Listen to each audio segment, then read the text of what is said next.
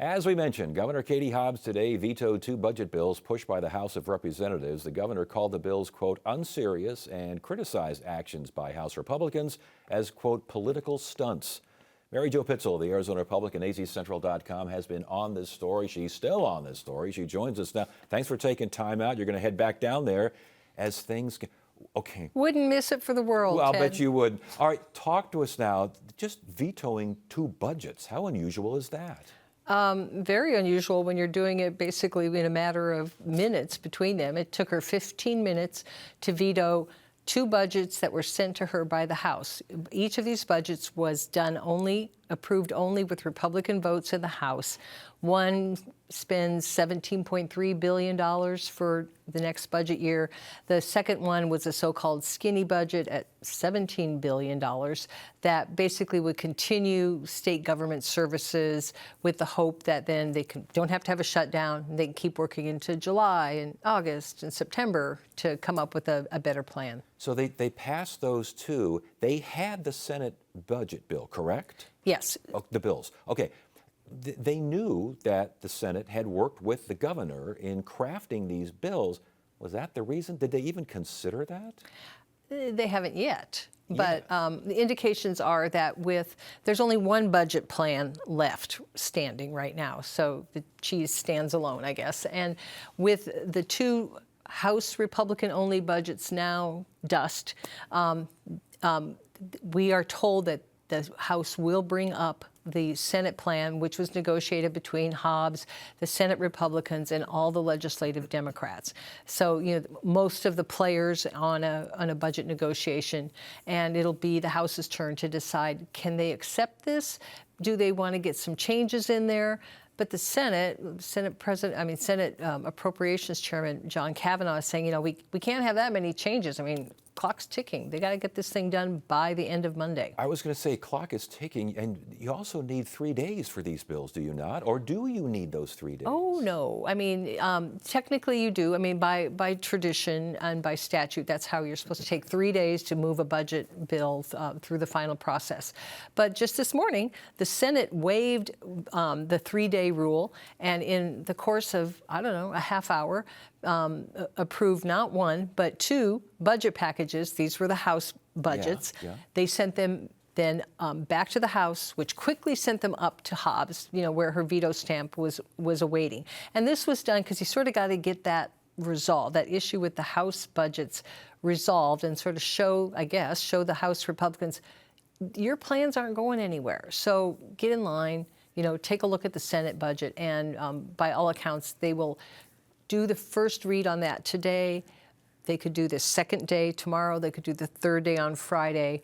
I will note that Friday starts just after it turns midnight on Thursday, so we could have yet another late night. Oh my goodness! All right, this is how you put up with this kind of stuff. I just have no idea. But let's talk again about the differences between the House budgets, which, as you mentioned, are now kaput, they're adios, and the Senate budget, which still looks like it's going to be the main plan. Was there that much difference? There were a lot of similarities. They all love road projects. A lot of that was in basically both budgets. But the biggest difference is things that were the governor's priorities. Remember, the governor's a Democrat. The majority in the legislature are Republicans. So what we've seen that's in the Senate budget are things that lean more towards what the governor favors, such as money for child care, to get rid of to reduce the child care wait list, pay raises for public safety officials, which was not in the so-called skinny budget, because not much of anything was in there that was new. Right. And so the highway funds weren't in there as well, right? The skinny budget, that wasn't there. But the idea again with the skinny budget was, let's just get something done to keep government operating while we still debate and figure out a full budget. Right. And that is adios. So, the Senate bill is the only thing standing. How is the House? As the Speaker, I guess, came out today and said the House has done its job twice. And, okay, great. But you're back to where you could have been earlier. I don't know if they've done their job, but they've made their statement. They've made it very clear that they want a more conservative budget, the $17.3 billion plan that they approved on, as I like to say, Friday the 13th, which is now kaput. Yeah. So they've made that point, but you can't get a budget you need the Senate and the House to approve it, and you need the governor to sign it. So that has not yet happened. Who are the major players in this? Well, I think on the House, Speaker Montenegro, Appropriations Chairman David Livingston, who as recently as yesterday was saying, this skinny budget's the only thing that's going to pass. It's the only thing that'll ever work. Well, you know, we'll see, because it's not a factor anymore. On the Senate side, John Kavanaugh's been the lead negotiator, I believe, you know, with Senate staff and input from Senate President Peterson, and then really at the top level, it's Hobbs, Montenegro, and Warren Peterson. Yeah, I thought Warren Peterson came out pretty strong against the House Republicans.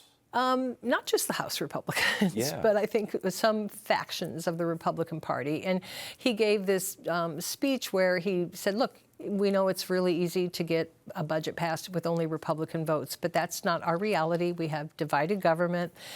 You've got to compromise. And what takes courage and leadership and, I forget the other C, competence, is to fashion a bipartisan budget that we can get everybody, get a majority on board. Not everybody's going to love everything. They're not going to hate everything. Yeah, I thought he said that to House Republicans. You're saying to other Republicans in the Senate and outside as well? Yes, I mean, yes, there were references to troll farms and chat bots and, you know, some of these outside pressures. And it's worth noting that, let's see, who runs a troll farm? I mean, Senator Jay Kaufman, you know, famously, you know, has made a lot of money running troll farms in the past.